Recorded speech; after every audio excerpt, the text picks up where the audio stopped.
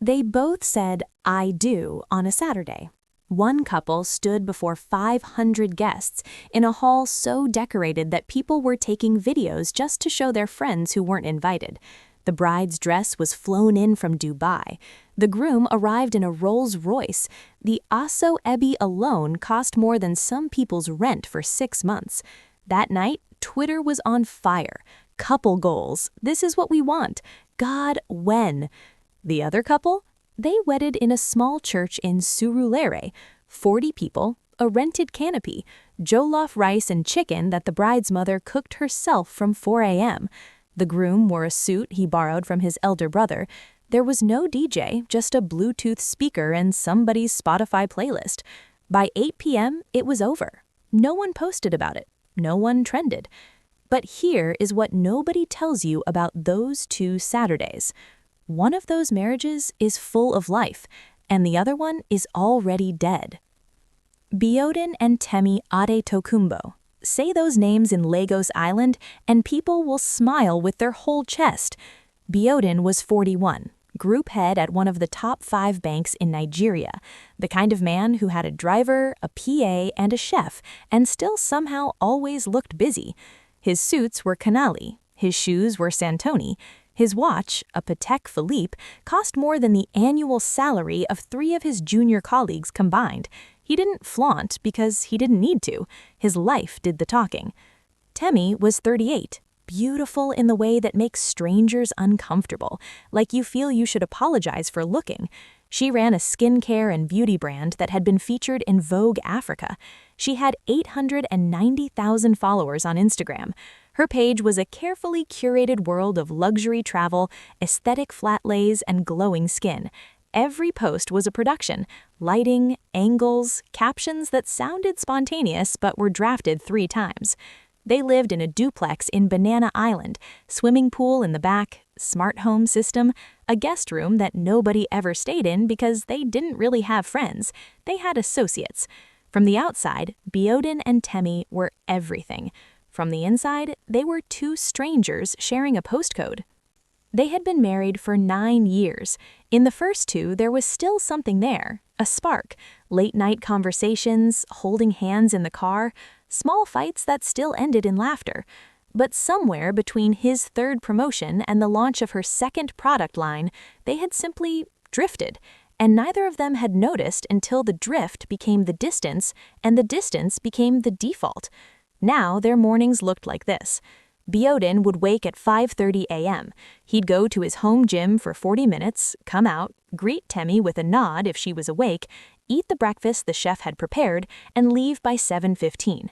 No kiss, not even a lingering look, just gone.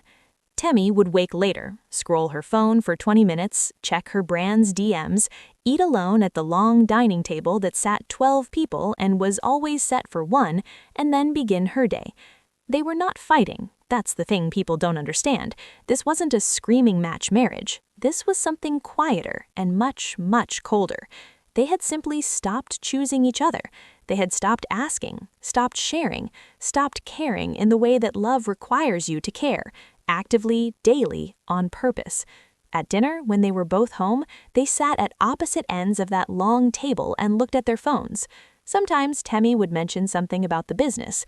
Biodun would say, "Okay," or "That's good," without looking up. Sometimes he would bring up something about a client deal, and she would nod slowly, eyes still on her screen, the way you nod when you're not really listening but you want the person to feel heard. They slept in the same bed and maintained a careful, unspoken distance, like 2 countries sharing a border with invisible checkpoints neither of them crossed. Sex? Rarely, and when it happened, it was mechanical, joyless, an obligation more than a desire. The worst part was the performance, because in public, they were still Biodun and Temi. They knew how to turn it on. At his boss's birthday dinner, Temi laughed at the right moments and touched Biodun's shoulder in a way that said, "We are fine, we are fine, we are fine." He would put his hand on her lower back when they walked into rooms, and people would whisper, "See them, they're still so in love after 9 years." She posted a photo on their 9th anniversary. him in a navy blazer, her in a gold dress, both smiling at a rooftop dinner at a restaurant in Victoria Island that cost 800,000 naira for the table. The caption read, "9 years and you're still my favorite human, my rock, my love. God did this." 22,000 likes, 400 comments. "We want this. Relationship goals. This is so beautiful." She put her phone down after that, looked across the table at him. He was reading an email. He hadn't seen the post. She said nothing. He said nothing. They drove home in the silence that had become their language. Their friends and family didn't know. How could they? Biodun's mother called Temi the best daughter-in-law God ever made. Temi's father told people his son-in-law was a blessing. Their couples in their circles saw them as the gold standard. But behind the gates of that Banana Island duplex, two people lived like respectful roommates, cordial, functional, and completely, devastatingly alone. There was no plan to divorce. That was not on the table. Divorce in their world with their names, their families, their positions, the cost was unthinkable. So they stayed, not out of love, not even out of hope, but out of image, out of what people would say, out of the carefully constructed life that would crumble if either one of them dared to tell the truth. They stayed, and they were miserable in the most silent, invisible, expensive way possible. If you enjoyed this story, we oblige you to subscribe to this channel as we post new stories every day. Also, make sure to like, share, and drop a comment of your thoughts. Join the conversation. Emka and Chisam Okafor Izika lived in a 2-bedroom flat in Iyana Ipaicha, ground floor, the kind of building where you could hear your neighbor's TV through the wall if it was past 10 p.m. The landlord lived upstairs and knocked on the door every February 1st like clockwork, before the rent was even due. Emka was 32. He drove an Okada, a commercial motorcycle, from 6 a.m. to 7 p.m., 6 days a week. It was not the life he planned. He had studied mass communication at UNALG, graduated with a 2-1, sent out applications for 3 years, done 2 internships that paid almost nothing, and eventually, when hunger became louder than pride, he bought a second-hand motorcycle and started riding. He was not ashamed of it. He had prayed about it. He had cried about it. And then he had accepted it, for now. Chisam was 30. She sold akara and pop in the morning from a small table outside their compound, and in the afternoon she made chin-chin and small chops to supply to 2 canteens nearby. Her hands were always busy, her feet were always moving. She was the kind of woman who woke up before the sun, not because she wanted to, but because the family couldn't afford for her not to. They had 2 children. Obina, 4 years old, who was already too curious for anyone's peace, and baby Adeze, 11 months, who had just started pulling herself up on furniture and looking very proud of herself for doing it. Money was tight in the Okafor Izika house. That is not a dramatic way of saying it.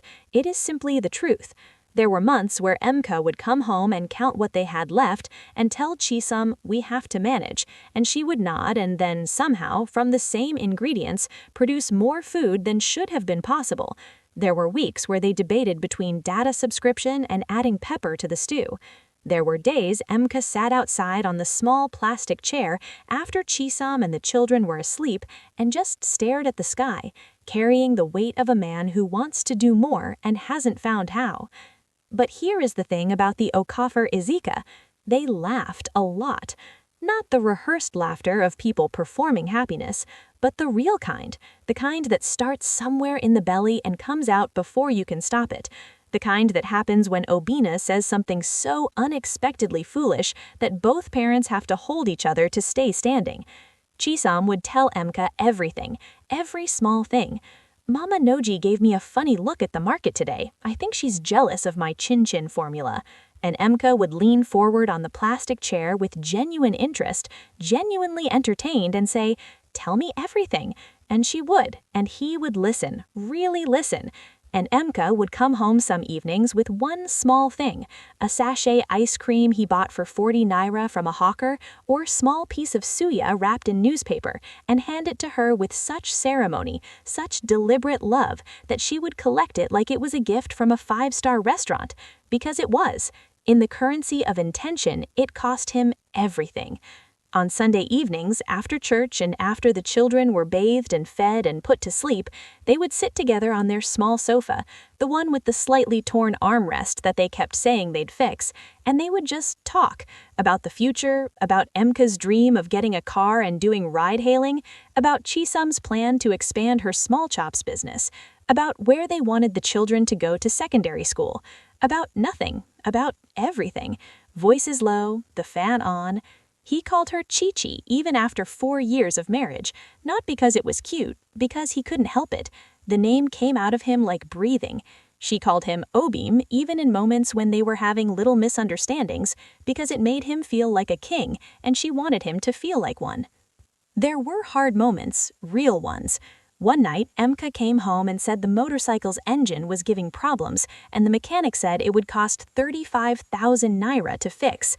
He sat down heavily, didn't speak for a long time.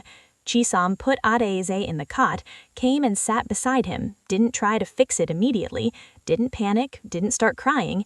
She just put her head on his shoulder. After a while, she said, "We will figure it out." He said, "I don't know how."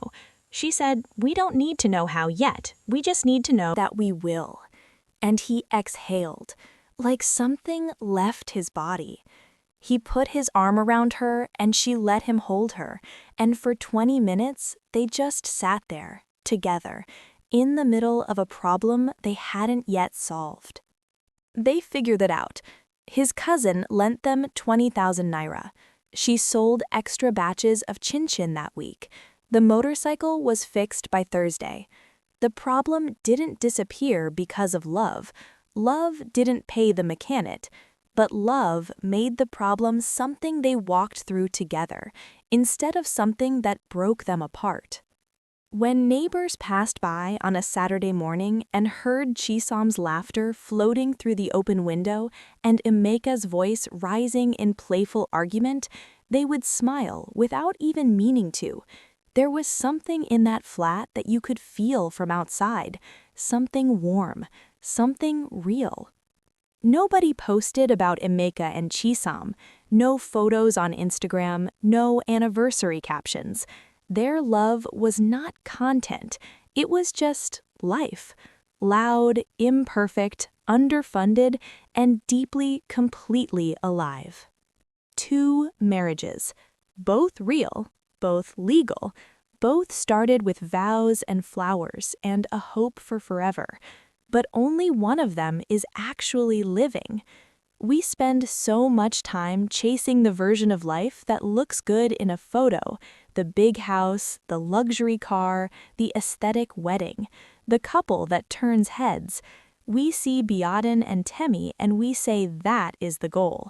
We see Emeka and Chisum and we look past, because there's nothing to envy, nothing to screenshot, nothing to show people.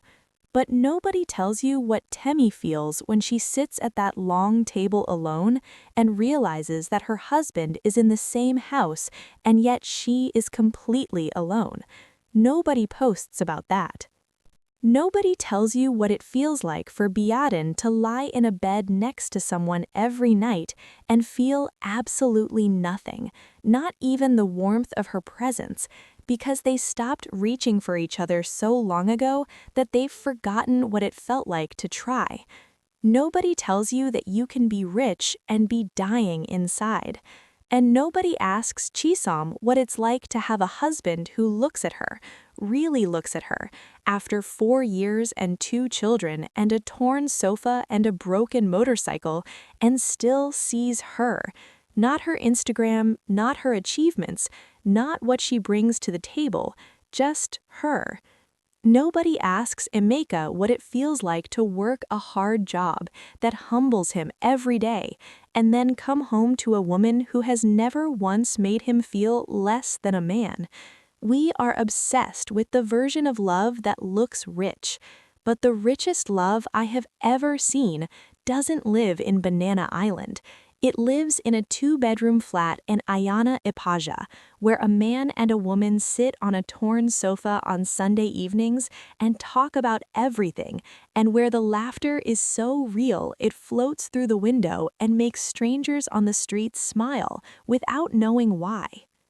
Money can buy you a Rolls-Royce for your wedding day. It can buy you a hall full of people who clap for you. It can buy you the best photographer to document the best version of a moment. But it cannot buy you someone who genuinely wants to hear about your day. It cannot buy you the peace of knowing that the person beside you chose you. Not your status, not your address, not what you can provide, but you. It cannot buy you the feeling of being held in the dark when you don't know how things will work out, and hearing someone say, "We will figure it out," and actually believing them. The most expensive things in this life are free, and the most broke people in this country might just be the ones with the biggest houses. Think about that.